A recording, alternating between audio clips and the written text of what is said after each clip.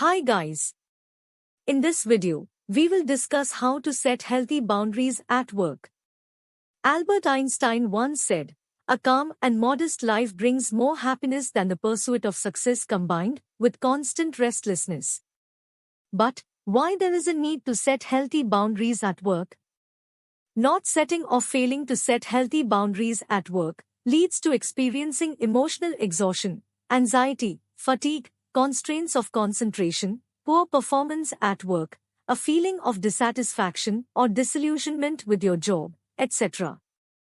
Hence, it's important to set healthy boundaries to live a healthy, balanced, and peaceful life.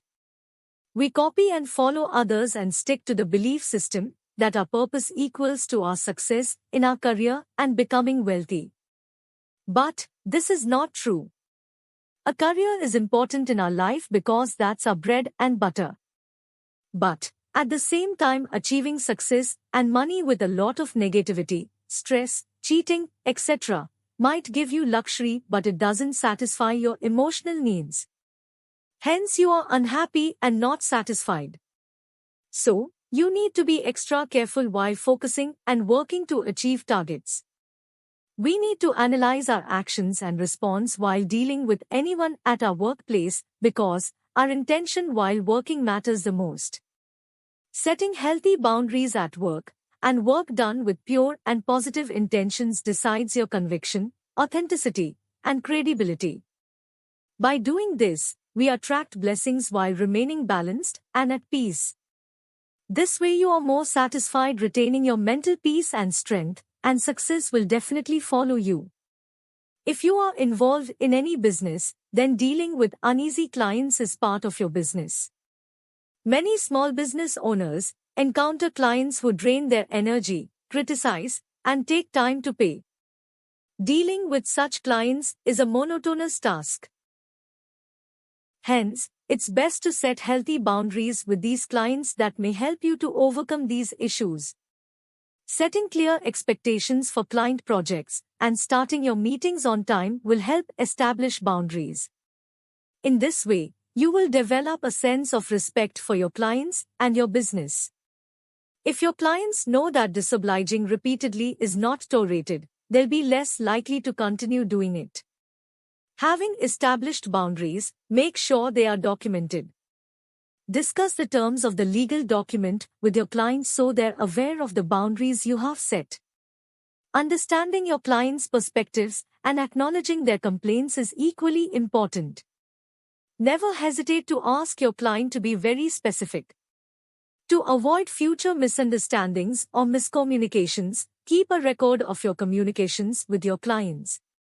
For your reference, include the date and time when communication occurred. The following day, you can email your client a summary of what you discussed during the phone call or video call. As a result, there will be no discrepancies between you two. As you come to a solution together, keep your clients informed of your progress and ask for their feedback regularly. In this way, you will be able to run the process smoothly and deal with difficult clients in a timely manner. Establishing and maintaining healthy boundaries this way will create a positive impact on your business without hampering your personal life.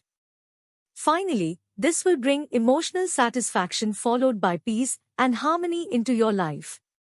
Also, it's very important to set healthy boundaries with your coworkers and your boss at your workplace. Mostly at the workplace, we experience people carrying toxic energy. We need to be very careful not to get entangled while dealing with them so that we don't get infected with it. The reason why people carry toxic energy is because they are in pain and they have experienced the same thing before.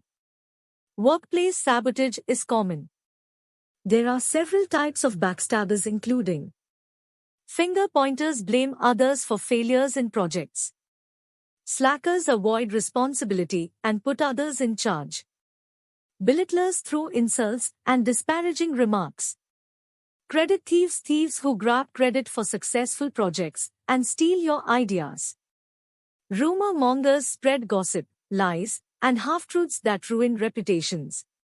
Scorched earth managers when they feel threatened by brains and talent, they will undermine or even fire an employee. Say, if your manager abuses or insults you in front of the whole staff, then it's quite obvious for you to get hurt. That day you feel as if you have committed some crime because the whole staff is now aware. You then become a victim of negative thoughts, creating stress and anxiety. So how will you overcome this? You need to understand that whether you are appreciated or insulted in front of everybody, your colleagues will still talk negatively or positively about you behind your back. It is important to note that people's behavior has nothing to do with me. If you see it from a broader perspective, the person who is insulting you is already a victim of negative energies, disrespecting himself, who is already in pain. They will have to pay their karma later for misbehaving. Whether people think good or bad about me is their choice, but I want only one person to be nice to me, and that is me. It's important to contemplate what I talk to myself and what I feed my mind. We are programmed with a deep belief system. How you behave is how I will respond. People will not always be my way. Situations and people are not under my control. Having a game plan helps you stay focused and avoid being swayed by emotions. Setting boundaries takes practice and time. It's inevitable that someone will violate your boundaries at some point. Prepare for this by visualizing a boundary being crossed, then decide how you'll handle it. Consider violations an opportunity to gain insight and improve your boundary setting instead of seeing them as negatives. Here are some tips to set healthy boundaries at work. Number 1. Know your worth. By understanding your worth and value, you are able to recognize and appreciate what you have accomplished and what you have to offer. Also, it highlights how you communicate, what you're willing to do for recognition, and whether you speak up when your boundaries have been violated. The more you value yourself, your time, energy, skills, and expertise, the less likely you are to take on too much, and more likely to let go of some things. People may replace you, but they can't snatch your skills, knowledge, talent, abilities, etc. Number 2. Clear and concise communication. By communicating honestly and clearly, we leave no doubt about our intentions and meanings. In that way, others can do the same and aren't stuck trying to figure out what was said. It's okay to assert our boundaries and change our minds. It's okay to share our perspective on a situation. It's okay to be assertive and to the point and follow up on missed deadlines, to check in, and to ask for adjustments, tweaks, and changes. Be bold and learn to say no whenever you want to deny or refuse something. Self-empowerment and personal accountability are essential to making healthy choices. If you say no to some things or try communicating your needs more clearly, people may push back.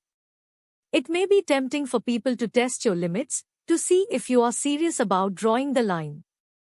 If you try to change something, they may push back if they are used to you responding in one way. There is nothing wrong with what you're doing. Until people adjust to the new way of interacting, you may just need to be clear and consistent.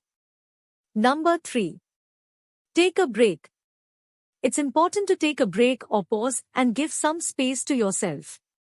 Stepping away from work and creating a fulfilling life outside of work is the only way to accomplish this. We are not doing anyone any favors by glorifying work. Vision boards do not feature frazzled people as role models. But that's what we're heading toward if we don't take a break or establish protective boundaries. In order to maintain a healthy work-life balance, we need to create space between work and self-care. Taking break is a good way to have respite and create space, like the coffee breaks, lunch breaks, vacation time, and sick leave. A break doesn't mean that we have lost interest, dedication, or motivation, but rather that we are able to maintain it much more effectively. Number 4. Set limits. Setting limits is the first step after you have identified the areas that need your attention. One example could be, Not checking work email or communication related to work in the evenings so you can focus on yourself or family time. Spend some me time, maybe spending some time with nature, practicing a hobby, meditation, yoga, etc. You must communicate your limits clearly and confidently once you have set them. Make sure to clearly outline what constitutes an emergency if you do not wish to be contacted on vacation. In case of boundary violations, address them as soon as possible. At the moment, it's better to reinforce your limits than to wait. Now, having clear boundaries does not mean not thinking about work when we aren't working or not thinking about personal matters during work hours.